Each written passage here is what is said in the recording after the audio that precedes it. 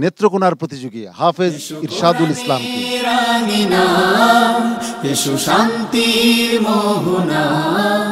আসসালামু আলাইকুম ওয়া রাহমাতুল্লাহি ওয়া বারাকাতুহু।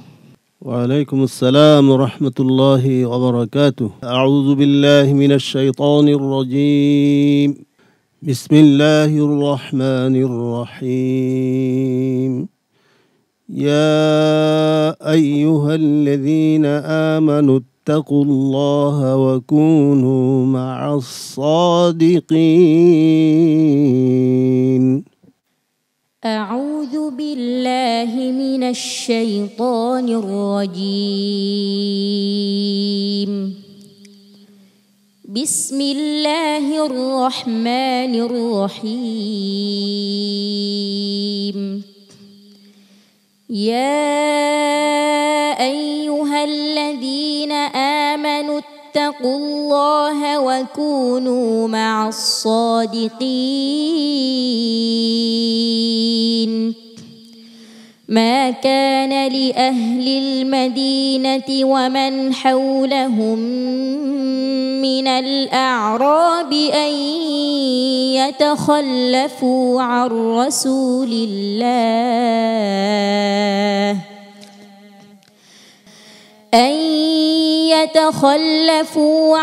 رسول الله ولا يرغبوا بأنفسهم عن نفسه، ذلك بأنهم لا يصيبهم ظمأ ولا نصب ولا مخمصة في سبيل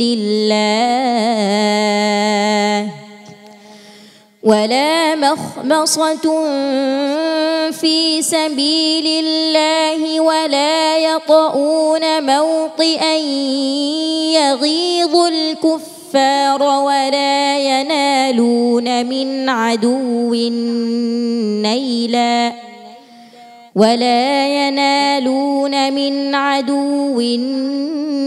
نيلا إلا كتب لهم به عمل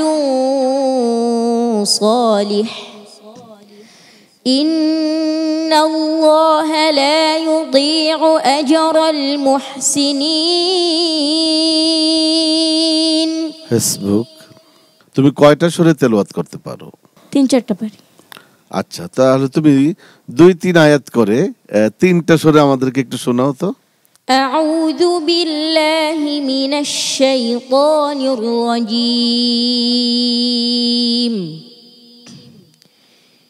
بسم الله الرحمن الرحيم.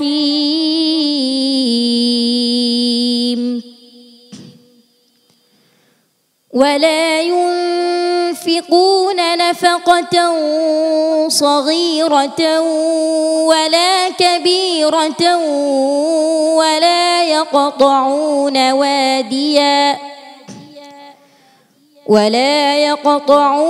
واديا إلا كتب لهم ليجزيهم الله أحسن ما كانوا يعملون.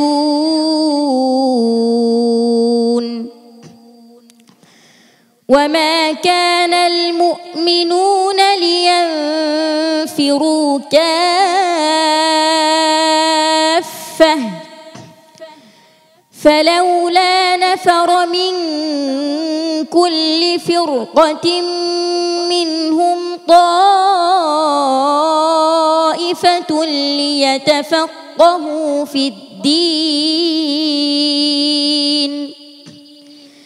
ليتفقهوا في الدين ولينذروا قومهم إذا رجعوا إليهم لعلهم يحذرون. আর কোন সুরে পারো? أعوذ بالله من الشيطان الرجيم. بسم الله الرحمن الرحيم.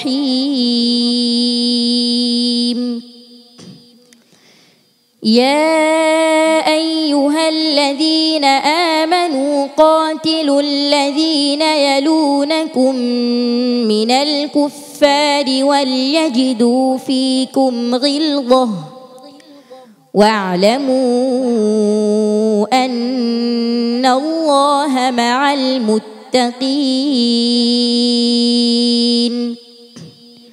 وإذا ما أنزلت سورة فمنهم من يقول أيكم زادته هذه إيمانا فأما الذين آمنوا فزادتهم إيمانا وهم يستبشرون আর কোন সূরা পারো? أعوذ بالله من الشيطان الرجيم بسم الله الرحمن الرحيم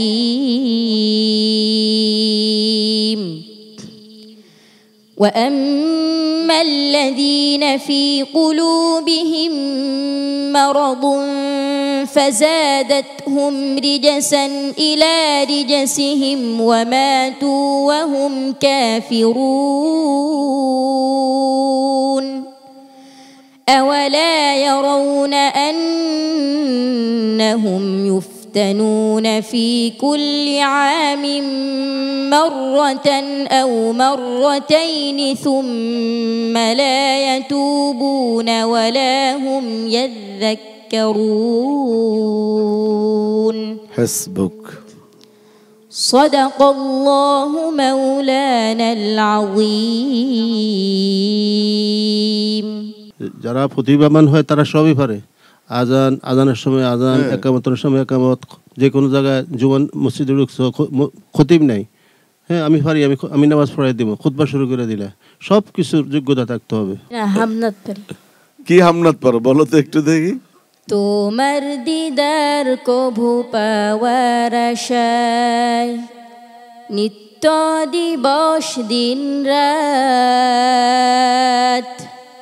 দুহাত তুলে চোখের জলে দুহাত তুলে চোখের জলে করি মুনাজাত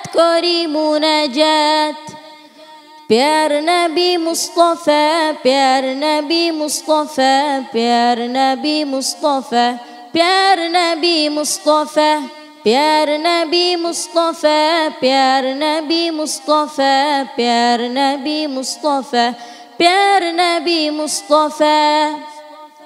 মাশাআল্লাহ। প্রিয় দর্শক, আপনারা জানেন আসলেই সারাটা মাস তো তারা তেলাওয়াত করলো। এই প্রশ্ন আগে এক আয়াত পূর্বে এক আয়াত পরে, সূরার শুরু, মুসাব্বাহর আয়াত অনেক কঠিন, একটার চেয়ে একটা পর্ব কিন্তু অনেক কঠিন হয়। গ্র্যান্ড ফিনালে তাদেরকে খুব কঠিন প্রশ্ন করা হবে, আর সেই দিন যেহেতু নির্ধারিত হবে ফার্স্ট সেকেন্ড থার্ড, সেই জন্য জাস্ট আজকে একটু রিল্যাক্স, যে তারা একটু তেলাওয়াতও করবে এবং তাদের অন্য আদার্স কোনো যোগ্যতা আছে কিনা সেগুলো আমরা জাস্ট একটু যাচাই বাছাই করার জন্য আজকের পর্বটা আমরা ঠিক এইভাবে করে সাজিয়েছি। অনেক অনেক ধন্যবাদ তোমাকে, ইনশাআল্লাহ এগিয়ে যাও। ইরশাদুল ইসলাম, আগামীকাল গ্র্যান্ড ফিনালে। মনে রাখতে হবে আজকের পারফরমেন্স, অতীতের পারফরমেন্স সব কিন্তু বিবেচনায় আসবে গ্র্যান্ড ফিনালের চূড়ান্ত বিচারের সময়। তোমার জন্য অনেক অনেক শুভকামনা এবং দোয়া আমার পক্ষ থেকে। আসসালামু আলাইকুম ওয়া রাহমাতুল্লাহি ওয়া বারাকাতুহু।